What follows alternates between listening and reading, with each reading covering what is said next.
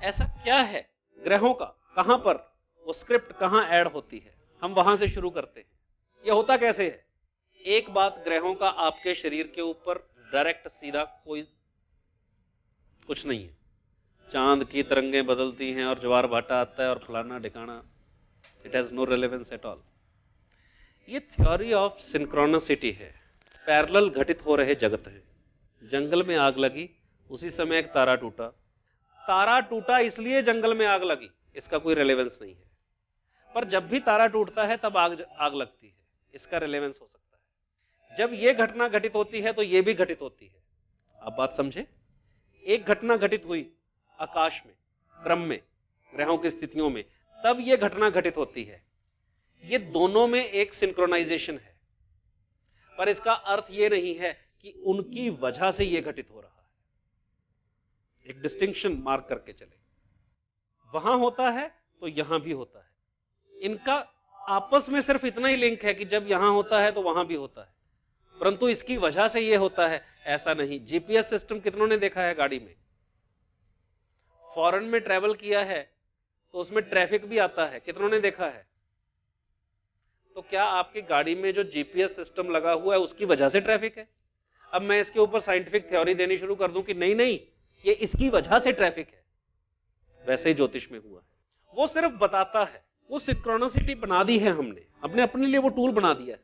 हजारों वर्षों से, रादर शायद उससे भी ज्यादा समय से लोगों ने ऑब्जर्व किया कि जब ये स्थितियां होती हैं उस समय पे पृथ्वी पर ये घटनाएं घटित होती हैं, एक पर्टिकुलर हिस्से में ये घटनाएं घटित होती हैं, या एक व्यक्ति जिसका जन्म इस क्षण हुआ है उसके जीवन में एक घटनाक्रम घटित होता है, उसको मैथमेटिकली ड्राइव कर लिया गया।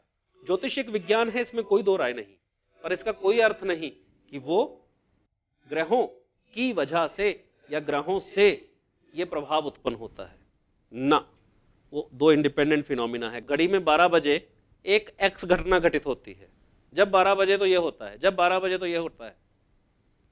अब ये ठीक ऐसा ही है जैसे ये कहना कि जब 12 बजे, क्योंकि घड़ी की सुइयां घूम रही हैं तो घड़ी के कारण वहां ये हो रहा है, नहीं, वो एक कॉस्मिक क्लॉक है।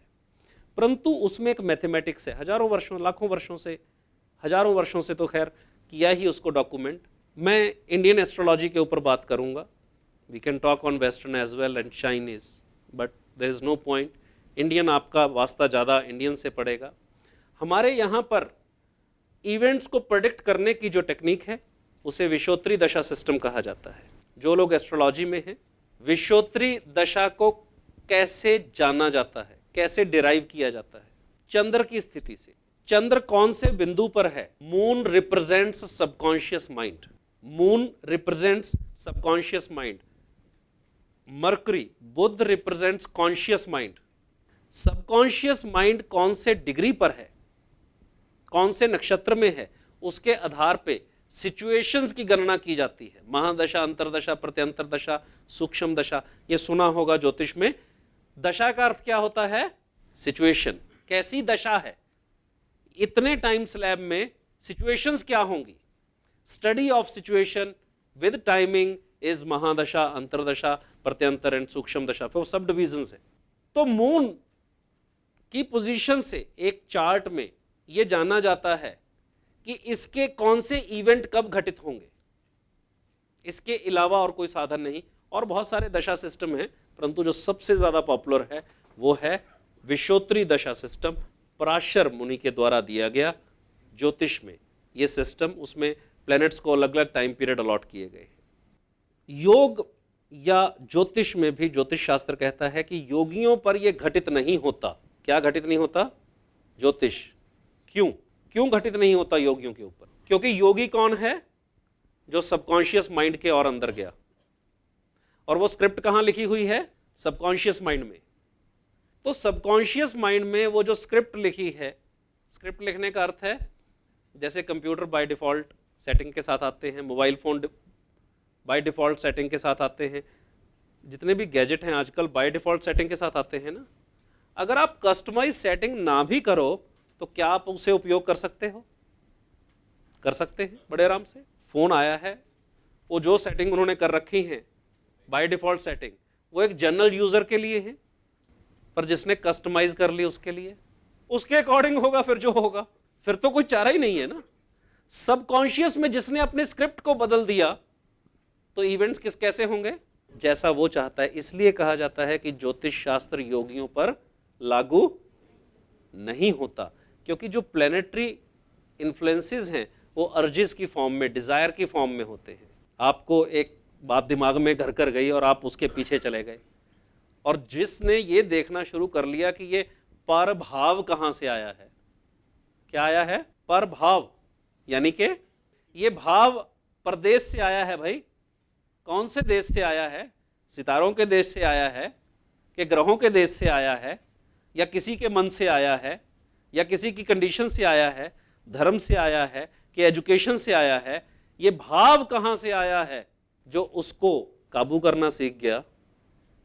फिर ये है योग में ये बात क्यों कही है, या ज्योतिष में ये बात क्यों कही है, या तंत्र ग्रंथों में ये बात क्यों कही है। असली रिएक्शन होता कहां है, उसकी चेतना ने वहां जाके उस रिएक्शन को ब्लॉक करना शुरू कर दिया, तो वो प्रभाव हटना शुरू हो गया।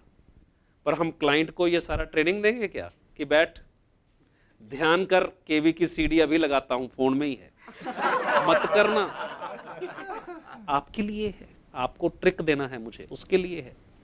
वो भाव कहां से आया है, वो ट्रिगर कहां से हुआ है, और जब वो भाव बिल्कुल समझ में ही ना आए कि अनंत से आया है, परम तप से आया है, तो फिर वो आदेश है, फिर वो प्रसाद है।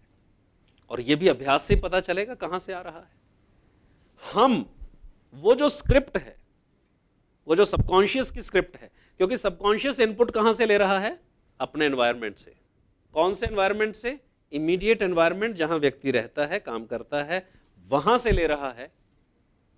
और अगली इनपुट कहां से ले रहा है, ट्रांजिट से, जो प्लैनेट्स के ट्रांजिट हो रहे हैं, जो गोचर में ग्रहों की स्थिति है, उन सभी से वो सारी इनपुट सबकॉन्शियस में इकट्ठी होती हैं। आपने देख लिया कि मंगल इसका नीच का है, उदाहरण दे रहा हूं एक, मंगल नीच का है और ये प्रभाव है, ये इस घर का रिजल्ट देता है। जो लोग ज्योतिष जानते हैं उनको समझ में होगा जो भाषा में बोल रहा हूं। तो वो मंगल चूंकि नीच का है और मंगल अग्नि से संबंधित है, मंगल नीच का होता है चौथी राशि में, कर्क राशि में मंगल नीच का होता है। कौन सी डिग्री पे होता है अभी उस पर नहीं जाने की जरूरत, मंगल कर्क राशि में नीच का होता है।